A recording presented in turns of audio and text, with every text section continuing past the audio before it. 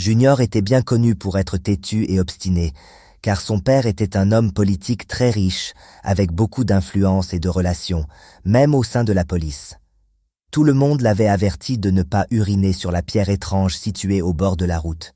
Mais Junior, qui prétendait être athée et ne croyait pas aux phénomènes surnaturels, était convaincu que la richesse de son père pouvait le protéger de tout. L'université qu'il fréquentait avait organisé une excursion vers Akak, un village réputé situé dans la partie est du pays. Junior aurait pu prendre un vol, mais le professeur insista pour que chaque étudiant monte dans le bus mis à disposition, car les questions de leur examen final seraient tirées de tout ce qu'ils vivraient en chemin vers le village et la grotte. Le voyage depuis leur point de départ devait prendre 2 jours. Alors, ils partirent le plus tôt possible. Junior et son meilleur ami Armel s'assirent ensemble dans le bus, discutant et plaisantant au début du voyage. Cependant, à midi du 2e jour, le conducteur s'arrêta au bord de la route, près du village qu'ils allaient rejoindre pour que les étudiants puissent se dégourdir les jambes et se soulager. Tout le monde descendit du bus. Certains utilisèrent les toilettes publiques mises à disposition, tandis que d'autres entrèrent dans un restaurant voisin pour manger.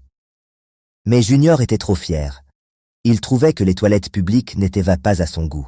Alors, il s'éloigna de quelques mètres du bus, dans une forêt voisine, pour se soulager. D'autres garçons le suivirent. Alors qu'il s'apprêtait à uriner dans la forêt, un vieil homme apparut comme par magie. C'est une forêt sacrée, le lieu de repos des Aboto, le guérisseur traditionnel le plus maléfique et vicieux de ce village. « Sauvez vos vies et partez d'ici immédiatement », cria l'homme, d'un ton qui ressemblait à un avertissement. Les autres garçons s'enfuirent rapidement de la forêt, suivis par Armel et Junior. Mais lorsqu'ils revinrent au bus, Junior commença à rire aux éclats. « Ne me dites pas que vous croyez cet homme. Il est probablement dans son champ et ne veut pas que vous uriniez ici, dit-il. » Cependant, les autres garçons n'étaient pas convaincus et racontèrent à Junior de nombreuses histoires sur la dangerosité de cette région. Mais Junior ne les croyait pas. Au contraire, il leur annonça qu'il retournerait dans cette forêt pour uriner et que rien ne lui arriverait. Les autres garçons se moquèrent de lui et l'encouragèrent à essayer. Armel tenta d'avertir Junior que ses actions pourraient avoir des conséquences, mais Junior lui répondit « Je vais vous prouver qu'il n'existe ni paradis ni enfer, ni Dieu ni Satan. Vous devriez parier là-dessus. Je vais aller dans cette forêt pour uriner et rien ne m'arrivera. » Les autres garçons avancèrent de l'argent en le défiant. « Si tu peux uriner dans cette forêt et rester le même après 3 mois, alors tu pourras garder notre argent, » dit l'un d'eux. Junior éclata de rire, prit leur argent et entra dans la forêt pour uriner. Ils tentèrent de l'arrêter, mais il repoussa Armel et s'enfonça dans les bois. Il regarda autour de lui et vit une pierre étrange avec des inscriptions gravées dessus. Il s'en approcha et urina sur la pierre. Une fois qu'il eut terminé, il retourna au bus avec un large sourire malicieux sur le visage. « Je vous l'avais dit, il ne m'arrivera rien. Ne vous laissez pas piéger par toutes ces superstitions, » leur dit Junior. L'un des garçons lui promit qu'il ne survivrait pas 3 mois, mais Junior se moqua de ses paroles. « Même votre soi-disant Dieu au paradis ne peut rien contre moi, puisqu'il n'existe pas, » répliqua-t-il en riant de nouveau. Ils montèrent tous dans le bus et reprirent leur voyage. Alors que le bus roulait sur la route, Junior s'endormit profondément et fit un rêve très effrayant. Dans ce rêve, il faisait très tard et Junior se retrouvait dans la même forêt où le vieil homme lui avait conseillé de ne pas uriner. Il faisait très sombre et il ne voyait rien. Soudain, il ressentit une forte envie d'uriner, une pression qu'il ne pouvait pas contrôler. Junior défit rapidement sa braguette et commença à uriner. Pendant qu'il urinait, de nombreux enfants apparurent soudainement dans la forêt, comme par magie, pointant du doigt et se moquant de lui. Junior ne comprenait pas ce qui se passait et ne pouvaient pas s'arrêter d'uriner, même sous leur regard moqueur. Soudain, il se réveilla et découvrit que tous les étudiants du bus étaient devant lui. Apparemment, Junior s'était uriné dessus pendant son sommeil, et l'odeur était si forte que tout le monde l'avait remarqué.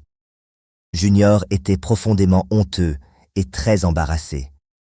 Tous les étudiants commencèrent à rire de lui, tout comme les enfants dans son rêve. Lorsqu'ils arrivèrent enfin au village d'Akak, il faisait déjà nuit. Junior s'enregistra à l'hôtel avec son ami Armel, se lava et se changea. Cependant, cette nuit-là, Junior fit encore le même rêve. En se réveillant, il trouva Armel devant lui. Junior s'était encore uriné dessus et avait sali le lit de l'hôtel. Tout était imprégné d'une odeur désagréable.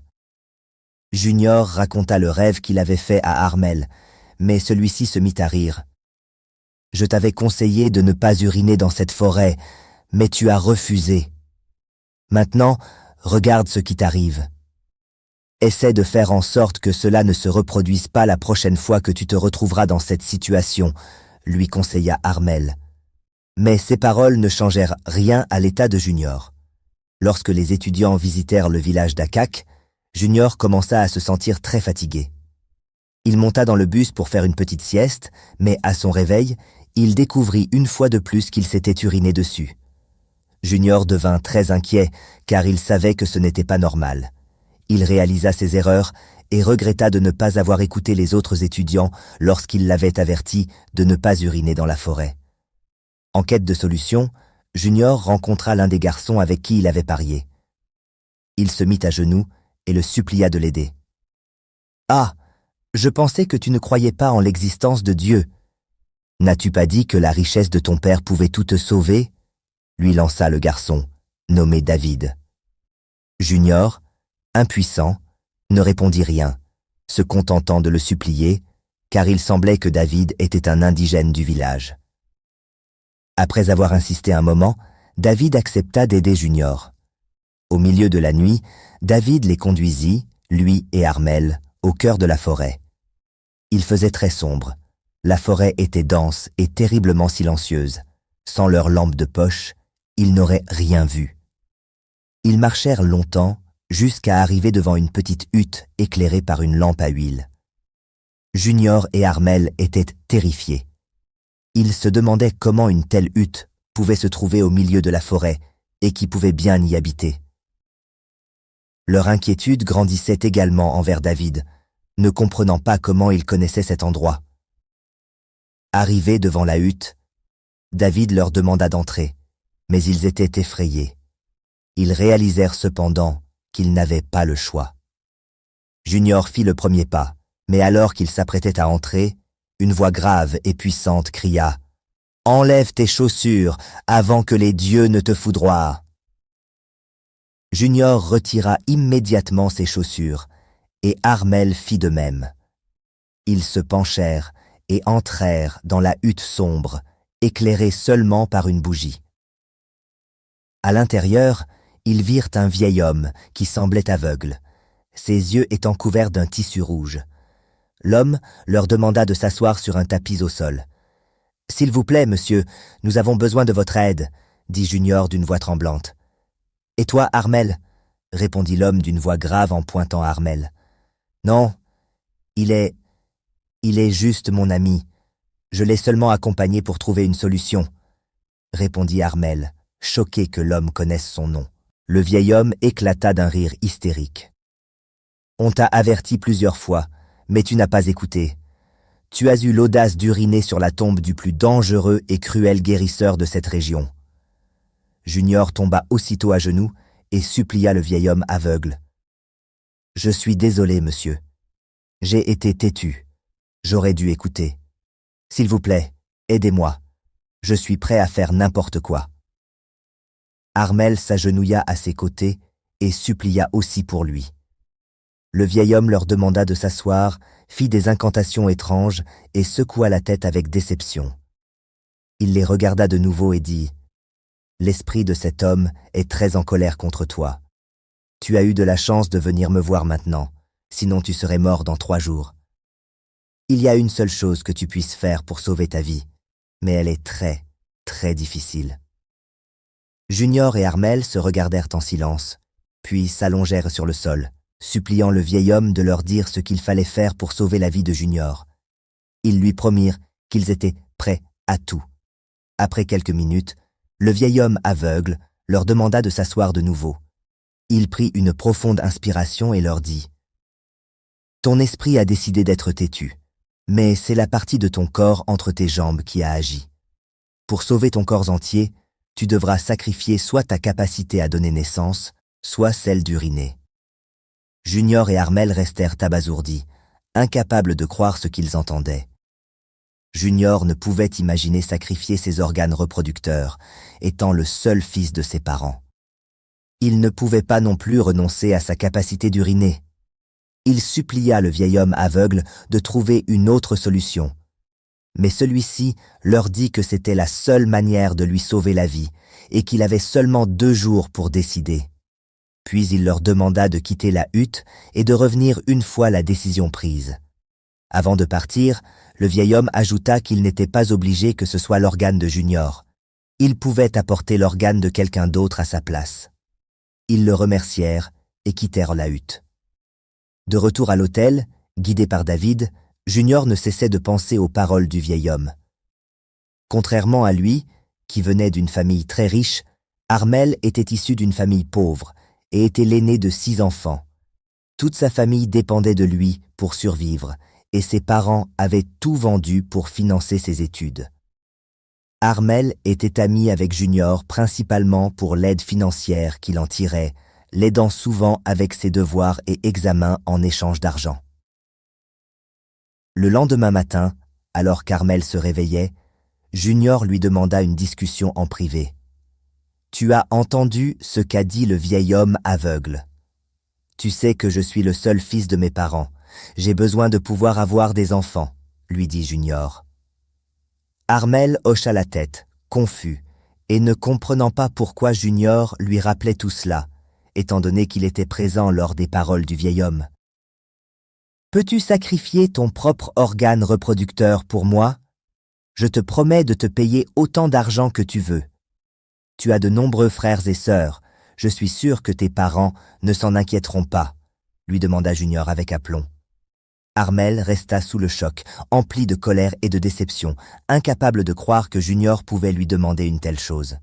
« Mais je t'avais averti de ne pas uriner dans cette forêt, » s'exclama Armel. « Je sais, mais c'est déjà fait.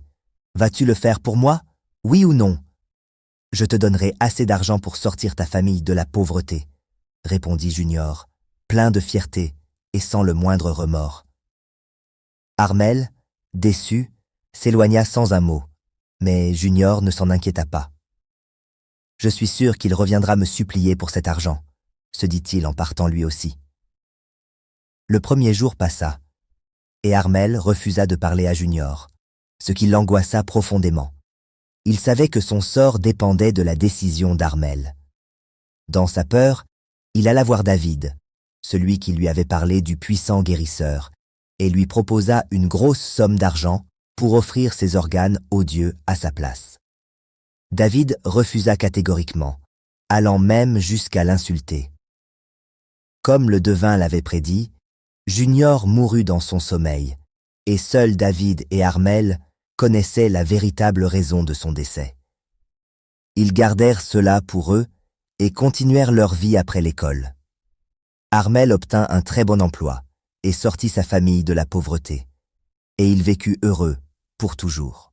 La leçon morale de cette histoire nous rappelle d'éduquer nos enfants à être respectueux et humbles, peu importe à quel point ils deviennent riches à l'avenir. Peut-être qu'Armel aurait aidé Junior s'il lui avait demandé humblement. Où que vous vous trouviez, respectez toujours la culture et les traditions locales. Ne méprisez aucune culture ou tradition. L'argent peut résoudre beaucoup de problèmes, mais il ne peut pas tout résoudre dans la vie. Être riche ne vous rend pas invincible. Si Junior avait eu une mentalité différente, il n'aurait pas uriné là, même après avoir été averti à plusieurs reprises, car il pensait pouvoir résoudre tous les problèmes avec de l'argent. Peu importe votre situation actuelle, soyez toujours optimiste que demain peut et sera meilleur. Si Armel n'avait pas été optimiste quant à son avenir, il aurait vendu ses organes pour des cacahuètes.